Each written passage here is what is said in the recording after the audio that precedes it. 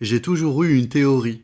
Une théorie avec de gros guillemets, hein. Attention, parce qu'il faut pas déconner non plus. Mais théorie donc, selon laquelle dans une œuvre qui se repose sur la romance, il suffit de se poser une simple question pour pouvoir jauger la qualité, la profondeur et la crédibilité de l'œuvre. Pourquoi les protagonistes sont-ils amoureux l'un de l'autre?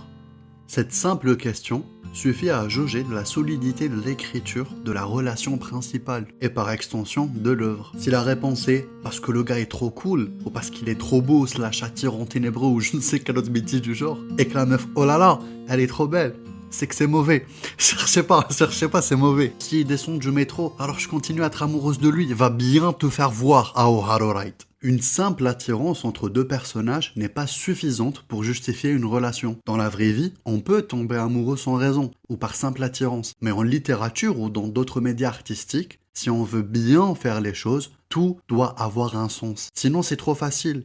De la fainéantise. C'est comme si tu voyais un personnage dans un shonen neketsu mourir sans raison. Un piano lui est tombé dessus. Ça serait absurde. Une facilité scénaristique ridicule, là uniquement pour se débarrasser du personnage. Si on prend Toradora, les protagonistes sont amoureux parce qu'ils se complètent l'un l'autre. Et on a cette métaphore filée du yin et du yang qui régit leur histoire. Avec Ryuji, un dragon, et Taiga, le tigre. Dans How I Met Your Mother, autour de Ted et Robin, il y a tout ce concept du The One qui justifie leur relation. Avec les 9 saisons, ça me prendrait 1 heure pour vous expliquer toute la pertinence derrière ce couple formidable, mais on en reparlera, c'est promis.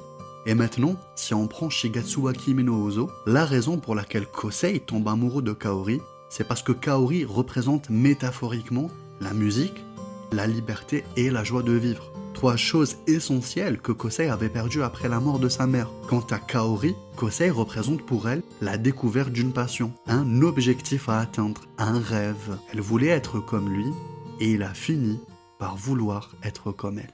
Avec ces deux-là, on part tout de suite sur de bonnes bases.